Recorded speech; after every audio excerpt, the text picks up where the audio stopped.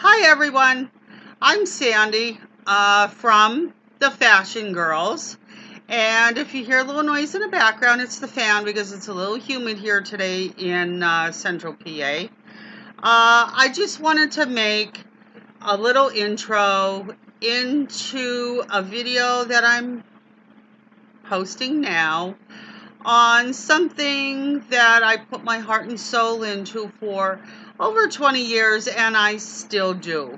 And the video, it's a very short video, and I apologize. I quick took it the other night before we had practice for the play that I'll be explaining in the video.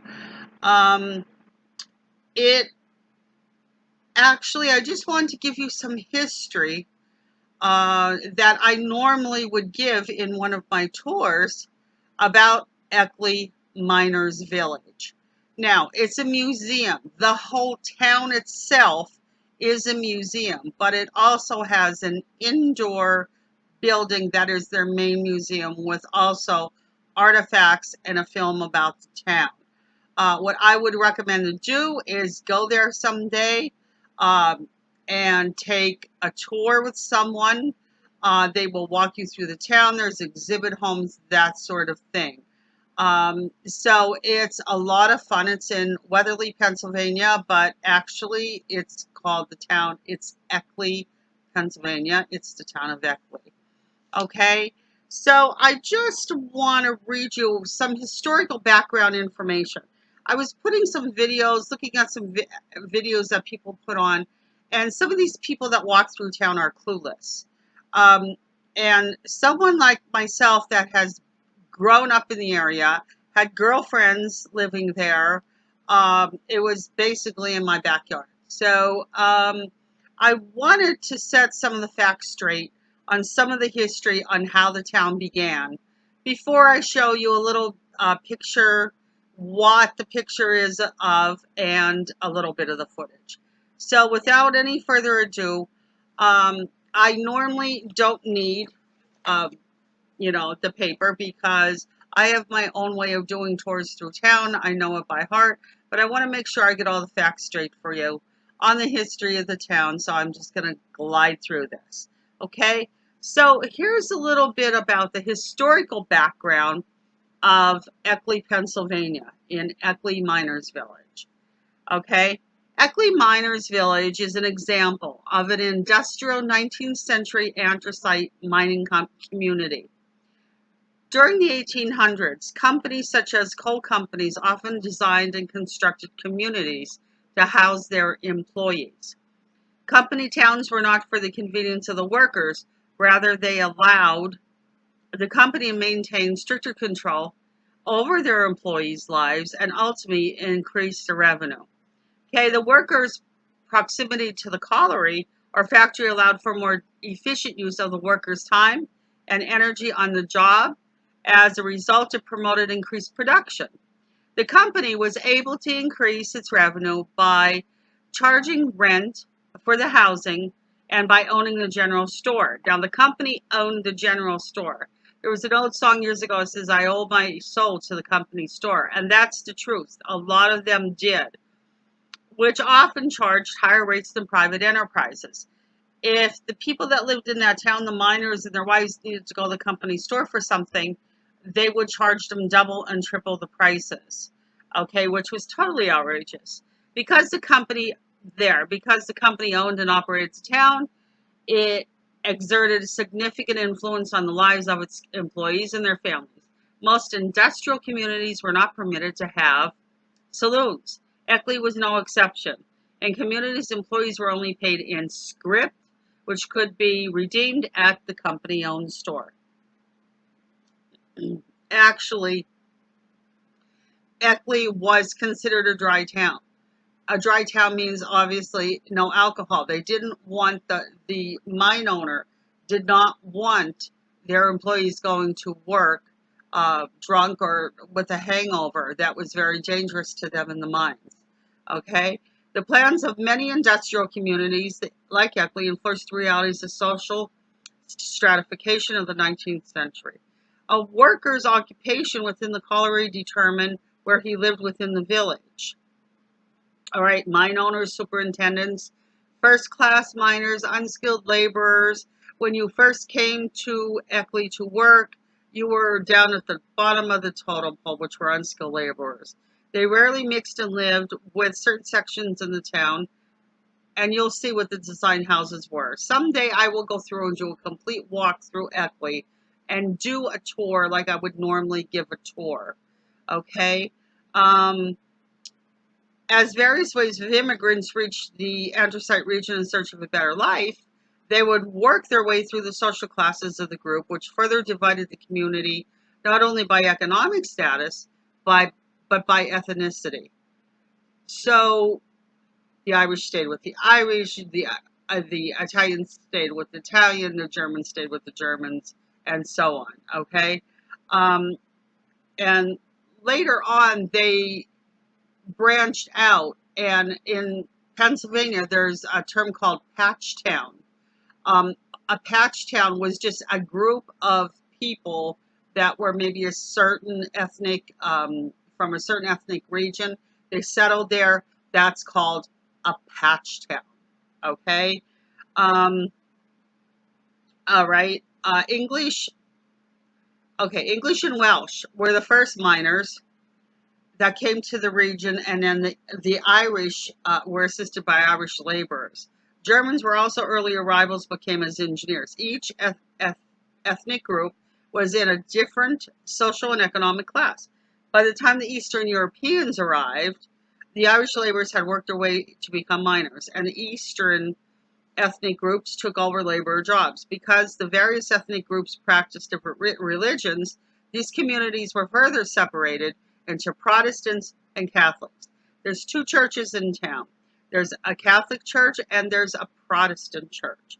All right. While the company greatly influenced the lives of the miner and his family, it did not strictly control them. Each family member faced challenges and difficulties every day. The way in which they face these challenges is the history of the region that we study and preserve and interpret. All right. So now what I'm about to read is how I usually would start a tour. Okay, and this is the history of Eckley. All right. Prior to the 1850s, the area we know as Eckley was a rural, forested village. It was called Shingletown. Okay, now why was it called Shingletown? Well, it was located on the land owned by the Tench-Cox estate. Tench-Cox was a prominent lawyer from Philadelphia. The residents of Shingletown took advantage of the surrounding woodlands and made shingles, obviously, to be sold in Whitehaven and Hazleton.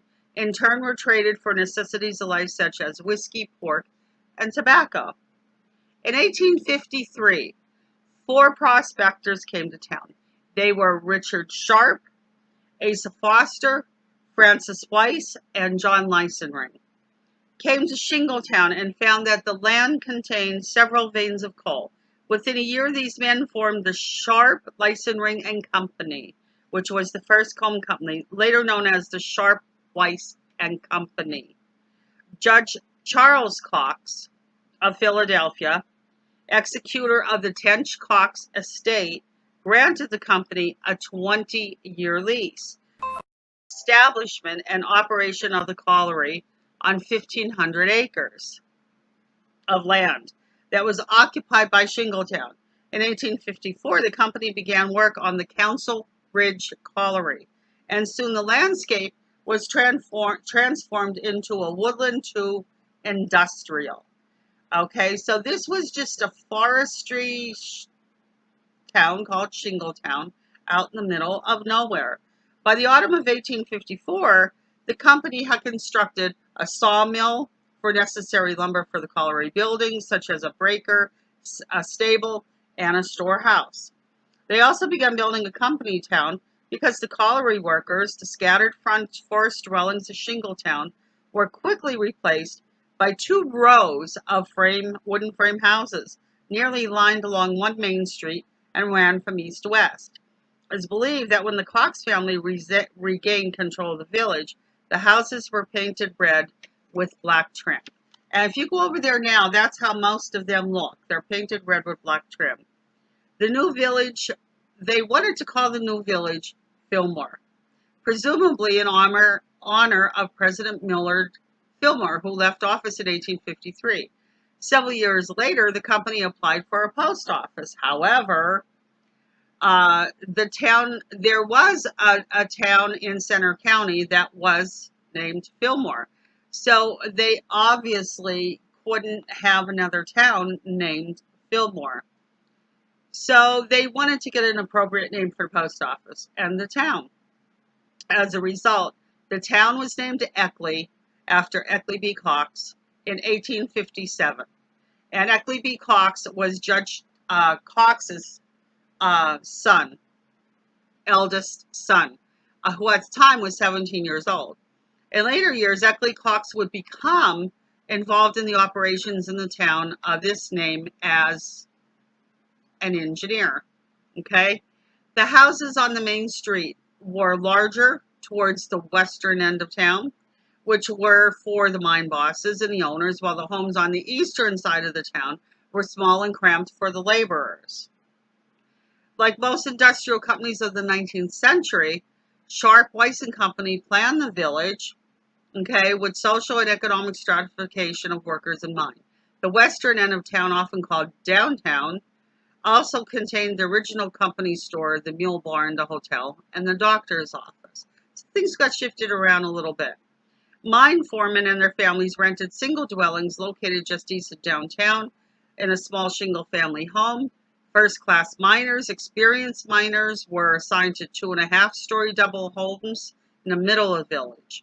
At the eastern end of town were 1.5-story double dwellings rented by miners, assistants, or laborers. Okay, so the home you lived in was due to the class of person that you were when you came to town and the rank you had working. The first miners to reside in Eckley were mostly English and Welsh immigrants who came from the mines of Great Britain. Germans who came to the village early to work as engineers in a colliery by the late 1850s and early 1860s. These workers were joined by groups of Irish farmers who had immigrated to America after leaving the devastating potato famine in their homeland.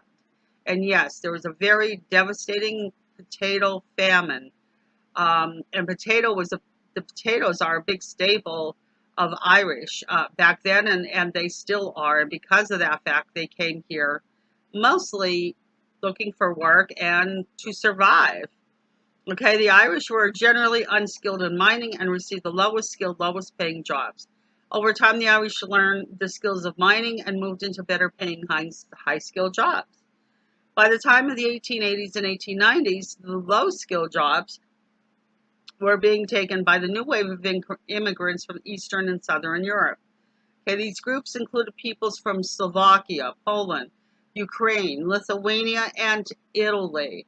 Once again, new immigrants took many years to develop the knowledge and skills required to be a miner.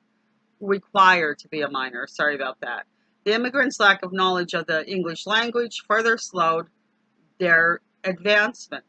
Many immigrants who came to America hoped to work in the mines just long enough to save money, to buy land and return to the farming lifestyle they had known in Europe. However, once they became part of the company-owned system, very few were able to escape the years of poverty and hardship and face them. Despite these challenges, immigrants were able to achieve marginal improvements, not only to their lives, but to their lives of their descendants. You know, it was a very sad life for them. They came here looking for high hopes, a better life. However, mining here in eastern northeast PA was a very hard life. There were so many hardships in Eckley and all of the surrounding mines. And the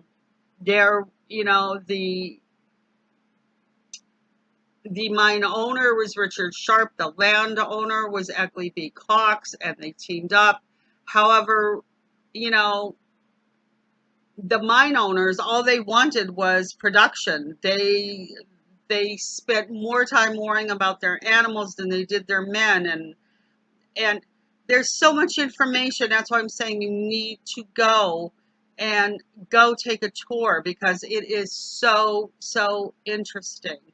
Um, like I said again, I will try and do it in one part or two parts. I'll go through town like I normally would do a tour. If you would like to see that, please give me a comment on the bottom if you would like to see me actually walk through the town. I know that town inside out. I know a lot of details that people don't really know. So if you're interested, please let me know. Um, a lot of questions were how many people lived there. In the first year of operation, Sharp Lightering Company built 80 tenements to house 500 people. By 1880, there were over 1,500 people living in Eckley, Pennsylvania. Um, so there was a hotel there at one point in time. There were original backstreet homes were lost to fire or strip mining, or however, 3 dwellings have been reconstructed. So most of the homes that we try to keep up over there in Eckley are kept up by, it's owned in, I believe it's in here, I don't know if it's in here, or if I have the date wrong, please correct me. I believe it was in 1974, the state of Pennsylvania, I might be 2 years off, and again, please correct me. The town was purchased by the state of Pennsylvania, and they made that into, or not purchased, but they declared that as a state museum. Okay. So that's when they took that over, and we started to get like an influx of money to help preserve these buildings. So, and one of the reasons that brought that about was,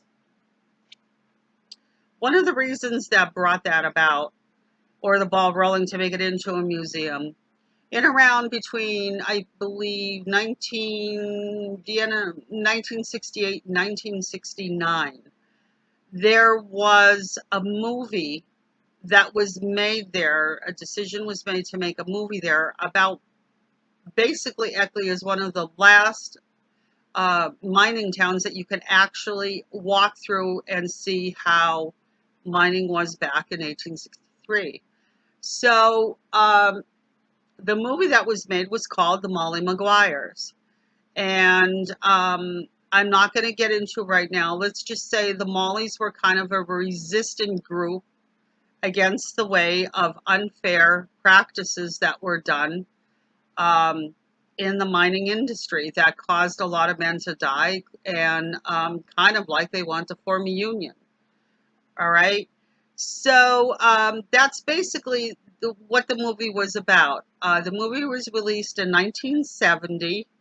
So you can go out there and you can rent it. It's called The Molly Maguires, and it starred Sean Connery, which everybody knows. Sean Connery, Richard Harris, and Samantha Eggar. All right. So they were your main 3 people that played in the movie. Now, when you see my picture at the very beginning of this video, that is a picture of the breaker. That is not the original breaker that was built there that the men worked at. It was actually about a half a mile or a little over the hill there behind the breakers, where they walked from town to go to work every day. So the breaker that you will see was built for, it's a dummy breaker. It was built for movie purposes. Okay, there was buildings down below that were set on fire. There was, things going on, obviously, for the movie. We have fought for years, took donations to try and keep that breaker, the upkeep on the breaker. However, due to a lot of red tape, a lot of negotiations, we kind of lost that battle as far as keeping the breaker up. It is considered not a historical site because it was built for the movie, and that's what we were told, and that's how it stands. And it's pretty sad because that's kind of the icon of the town. So also the picture of the company store that as I'm panning around in the video, it will say Eckley, PA. That also was set up and built for the movie. Uh, that that was the company store that the men would go in, receive their pays, and go in and buy things. When the men had to, that also was built for the movie. Okay, so please rent the Molly Maguires. It was a wonderful movie.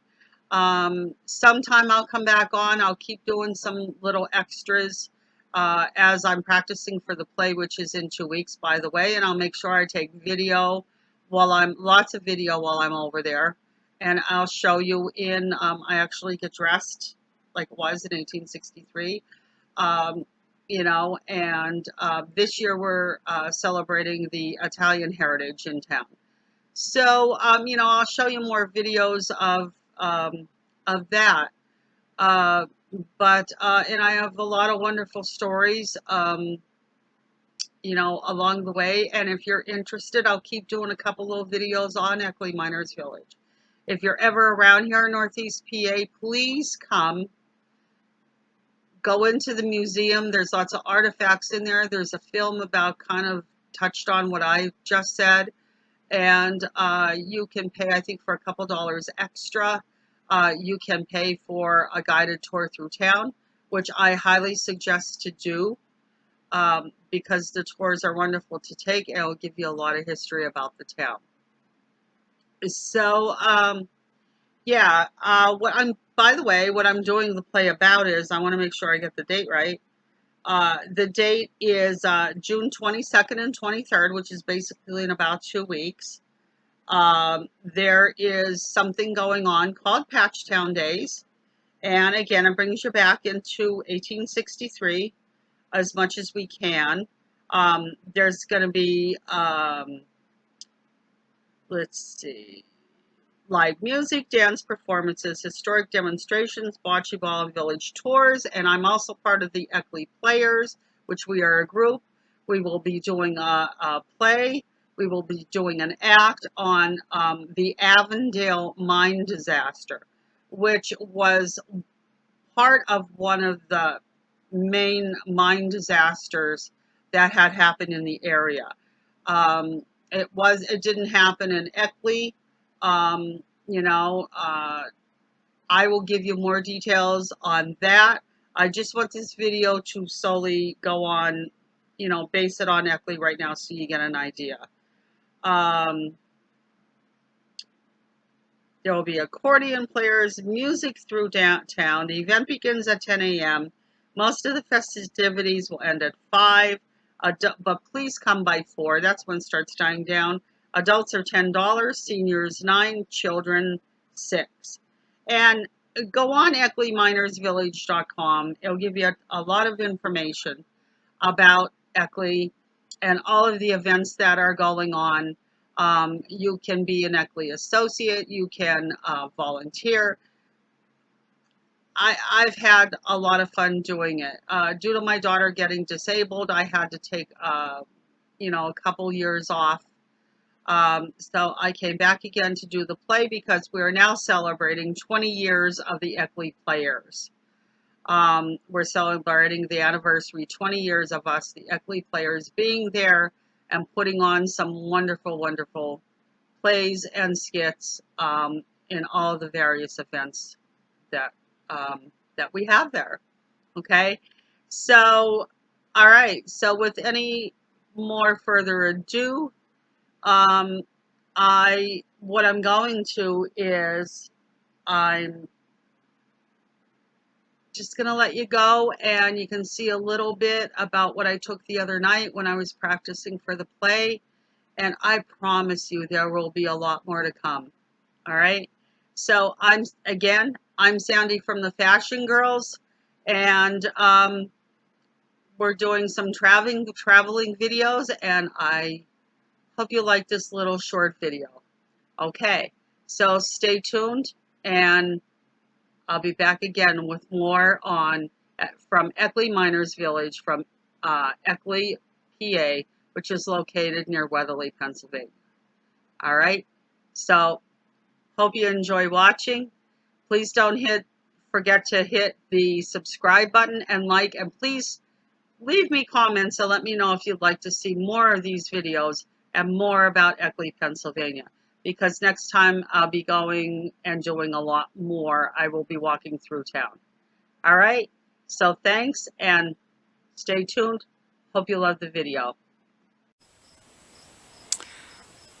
Hey everyone, this is Sandy. I am part of the Fashion Girls, and I'm in an area where I grew up in Northeast PA called Eckley Miners Village, and you're looking at the depictive site of an imaginary breaker that was built for the movie The Molly Maguires, which starred Sean Connery, Richard Harris, and Samantha Eggar. And I'll get into more details on that when I get a chance about the movie. This breaker was built for the movie. It has been blown up a few times for movie purposes, rebuilt, but as you can tell, it's very much in getting in dilapidated mode. On the bright side, I will show a little bit around here of some of the homes that are here, and these were company homes that when the men came for the big coal boom, they started out in some of these homes. If you worked in the mines, you got to live in one of the homes. If you didn't work in the mines, you didn't get to live in the home. I'm going to show you, this is the company store, which they came and they bought things. So as you can tell, it has the company store, Eckley, Pennsylvania. And actually I'm here tonight to practice for a play. I have been a volunteer at Eckley Miners Village for a little over 20 years. I started out as a volunteer for 16 years. In the last 4 or 5 years after that, I was a tour guide. Actually, I still am. I just don't get to come up as often as I would like to since I moved out of the area. So I'm just going to walk a little bit more. They have things going on here, you know, periodically. If you check Eckley Miners Museum, I believe it's minersmuseum.com, or just punch in Eckley Miners Village, and it will show you some things that will be going on. We're practicing the play for something that's going on. I believe it's in 2 weeks. Check it out. It's the 3rd week of June. It's called Patchtown Days, and it's where it brings the town back to 1863 on what life was like back then. There are homes that you can go into. They are exhibit homes, okay, that you can go into and take tours, walk around. There'll be vendors here, and we are doing the play on the Avondale mine disaster, which was one of the biggest mine disasters around. As you can tell, some of the buildings are very much dilapidated. This is actually owned by the state of Pennsylvania. So we get grants and things to do some repairs on the buildings, you know, and as the road, you can tell it's a dirt road. So, you know, we get things that will, money that will help us out. Donations are always accepted. When I get a chance, someday I'll come up and I'll do a full tour. There are actually some residents that live here. I don't quite remember exactly how many at this point in time because, like I said, I've been out of the area for a while. Here's a picture of one of the houses. Okay, and it has a second floor. And this is an exhibit house, what a house would look like in the 1940s, because this village was also going till then. I graduated in 1978, and I had some girlfriends that were still living over here at the time. So, you know, again, when I get a chance, I'll do a full video on the village itself. It's about a mile from the top where you come in the road. And as I'll go around here, I'll try not to give you whiplash. Just picture some of the buildings. And down the road is what the Sharp house, which is Richard Sharp used to live in. If I get a chance before I go home, I will continue on and, you know, take a couple pictures of the house to put in into this video. So I just wanted to show you a little bit about where I'm at and what I'm doing. And like I said again, this is my first time I'm using the camera on the stick itself and my camera instead of the phone. So I will come back again and show you some more and maybe do a full tour around the village. Okay? So I'm going to leave you with the beautiful picture of the house there. And I'm going to say bye for now. So, hope you like what I'm putting on. So, please don't forget to hit subscribe and like our page. And Stacy and I, which we are the fashion girls, we're usually doing fashions. We'll also be doing some travel videos and historic things, and it's all lifestyle items. Okay? So that's it for now, and we'll see you again. Please subscribe and like our channel. Thanks so much. Bye-bye.